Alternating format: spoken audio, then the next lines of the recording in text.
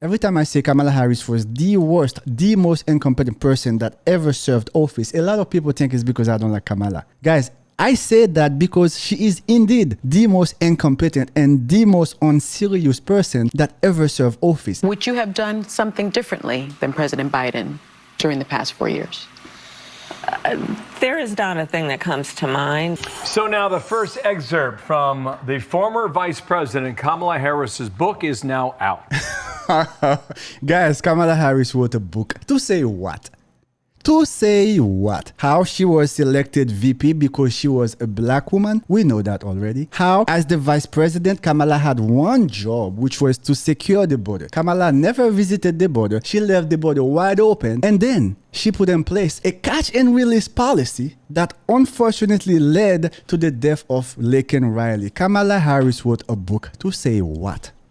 Later, when they asked Kamala Harris, would you do anything differently? She said, nope, absolutely not. What is Kamala going to tell us in that book? I know what that is. It's time for Kamala to get paid. It's time for those kickbacks. It is time for Kamala to get her money back. All the billions of dollars that were being sent to Ukraine for no reason. All the billions of dollars that were being given to nonprofits in New York.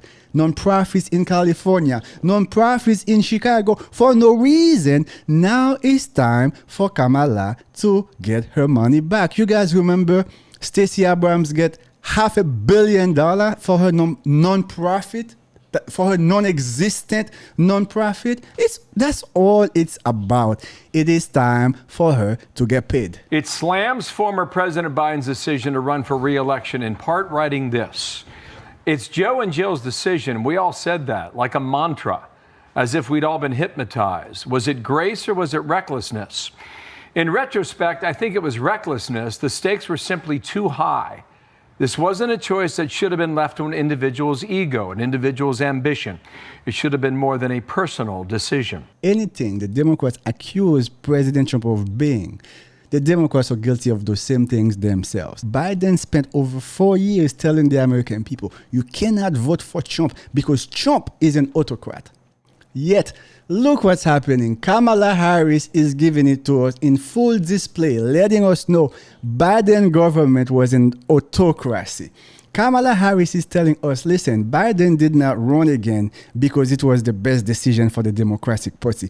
Biden ran again because it was his ego. Biden ran again because that was his and his decision alone. This is exactly what an autocracy is, a government where one person has all the power. There's a lot here. Josh Holmes, host of the Ruthless Podcast with you now. And Josh, good day to you. I'll keep my observations secondary. Go ahead and give me yours first. What did you read from the excerpt that runs about 6 pages long? Go.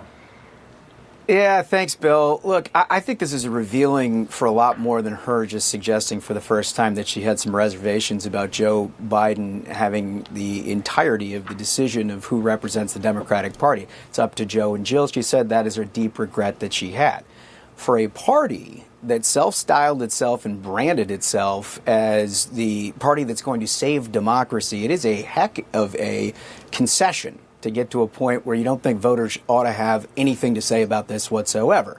But of course, that never comes up, right? I mean, the suggestion is that, well, it was an insulated decision. We made Joe and Jill make the decision.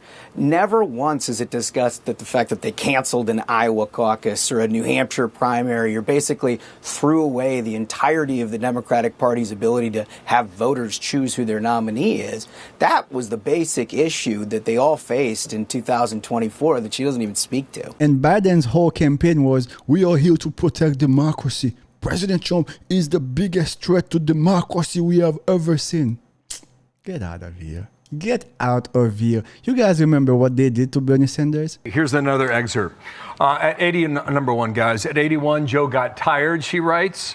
That's when his age showed in physical and verbal stumbles. I don't think it's any surprise that the debate debacle happened right after 2 back-to-back trips to Europe and a flight to the West Coast for a Hollywood fundraiser.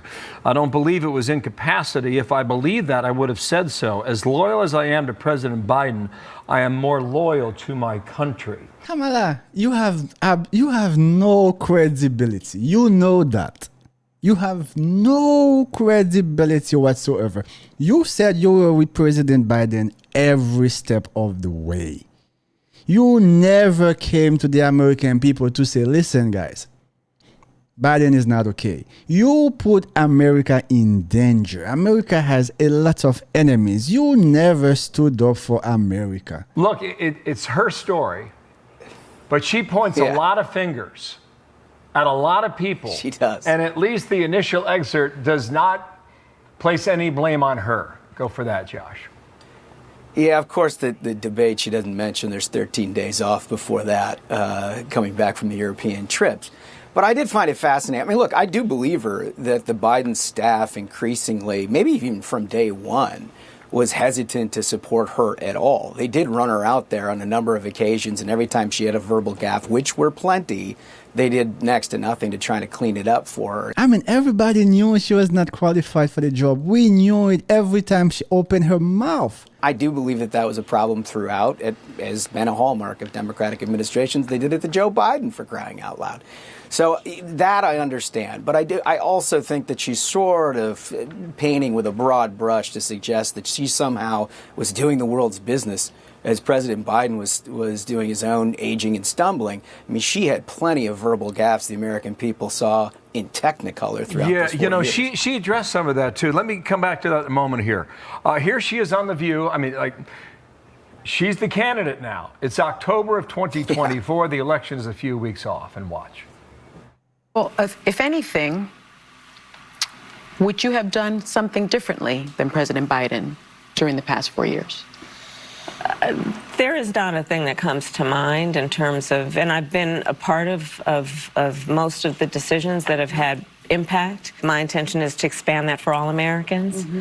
The work we have done to invest in American industries, whether it be in terms of manufacturing and creating almost 800,000 new jobs around manufacturing, those are all a shared priority. I mean, we heard that clip a lot. Josh, in summary, here's what I think.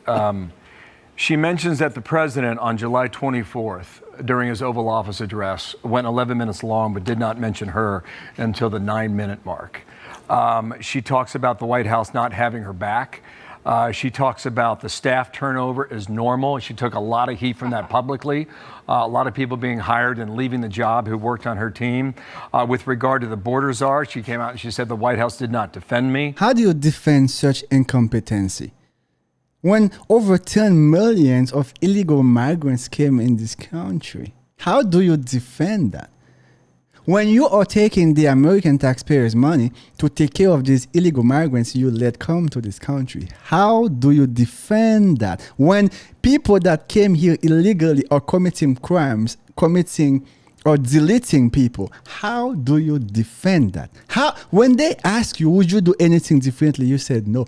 How do you defend that? Yeah, I mean, listen, if she didn't spend the first 4 years being indistinguishable from Selena Meyer on the show Veep and HBO, I think people would probably be more significantly out in front of trying to defend her. The problem is that she made her own bed on an awful lot of this. And once she got to the point where it looked like she was pushing Joe Biden out, lo and behold, the Joe Biden folks didn't want to support her, and that this was dysfunction at the highest level, but it was also totally indicative of the way that they governed the country for 4 years. We act like this is just a campaign problem.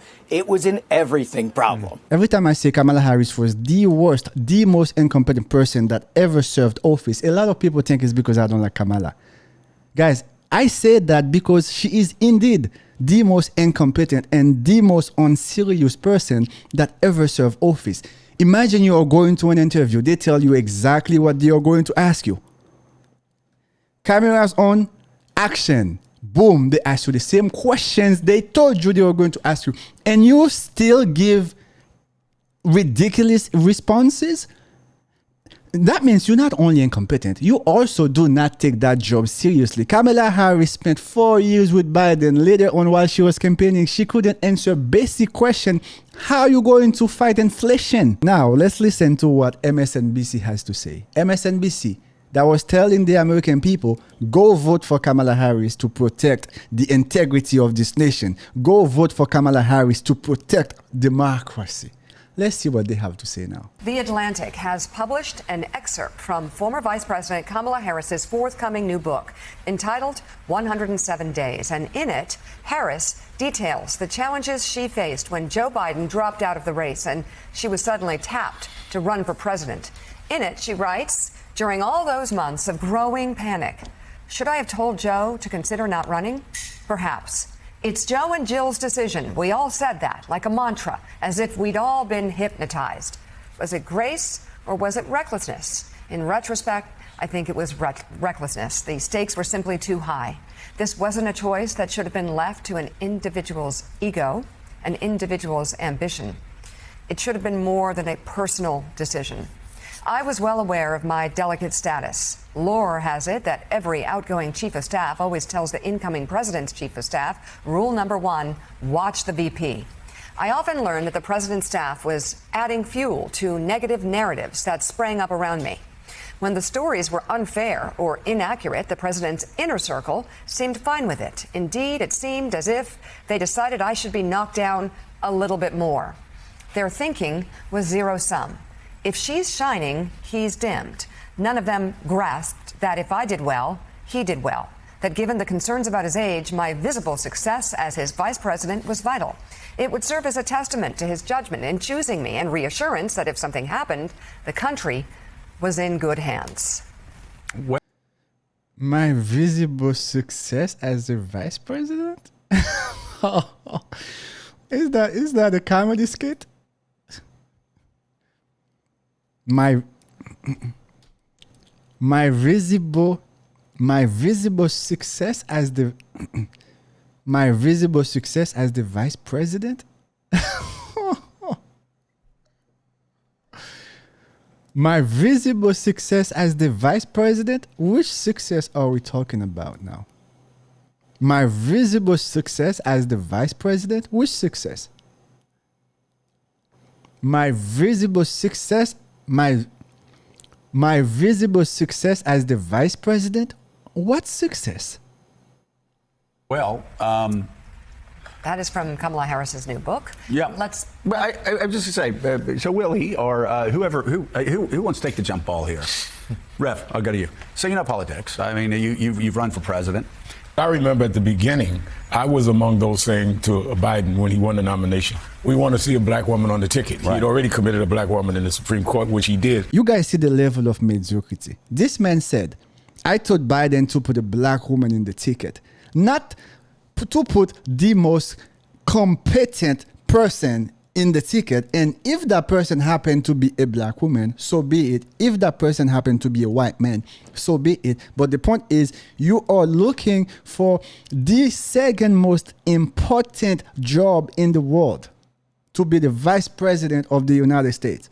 And your priority is not competence, it's not skill set, is race. I'm fascinated to see the Democratic Party still exists. The way they play with people's lives, the way they play with the future of America by using identity politics. It is disturbing. And this man right here, Shopton, the workers of the workers. He has a non-profit that does absolutely no job but protest in the streets. And for that alone, he makes $600,000 a year with his non-profit, wearing T-shirt that says Black Lives Matter. $600,000 this man gets paid by his non-profit. Look it up. And I think that anyone that got to know President Biden as I did, know that it was him and Jill that were going to make the final decision. Right. So here's somebody that already was sort of in the midway house that was going to jump over the staff and go. I think that she was in a very peculiar position. Though the public would say, why didn't you say something? I don't think she was in a position. No, she and I think at the end, I don't think she was reckless. I think she did what she could do. Even them saying not even the vice president had power to tell to the president, listen, Mr. President, we are fighting for the future of this country. We are fighting for America. Country over party, country over Biden. Even the vice president did not have the courage to say that to the president, and they are okay with it. But later on, they're going to want us to believe President Trump is an autocrat. I remember calling her one time going, I wasn't sure. You're up on stage. You look like Evita, when she was going to like 15,000 people events and they're all screaming and going crazy. And I was like, never saw that coming. Yeah, she found her voice in the vice presidency. She did not find her voice in the vice presidency. Kamala Harris was paying bunch of performers a lot of money to come shake their behind on stage. That's what Kamala Harris was doing. And the people came not for Kamala. The people came for Beyonce. The people came for Megan Thee Stallion. The people came to see Oprah. Kamala Harris never found her voice. The American people knew Kamala Harris was incompetent. Kamala Harris was not able to answer basic questions. Kamala Harris was not even able to do a sit-down interview with CNN. Kamala Harris did a 60-minute interview. They edited the interview. She still looked horrible. She did. Right. And then ran as good of a campaign as she could have. Most people believe it was 107 days. Yeah. With Trump? My God. And had a strong debate performance. She also writes in the book. Oh my God. He said she ran a good campaign. Yo, these people still spewing lies and garbage to the American people. She did not run a good campaign. Kamala Harris spent over $1 billion, lost all the swing states, lost the popular vote, and she was still in debt by the time the election was over.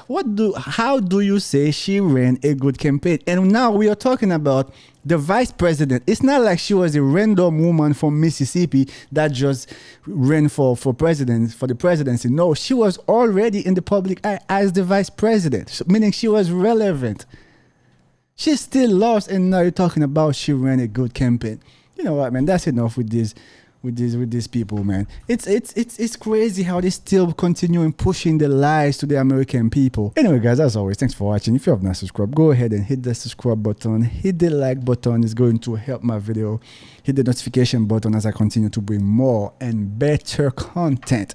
And call out the nonsense from the Democratic Party. Call out the BS from the woke liberals. As always, God bless you. And God bless the United States of America.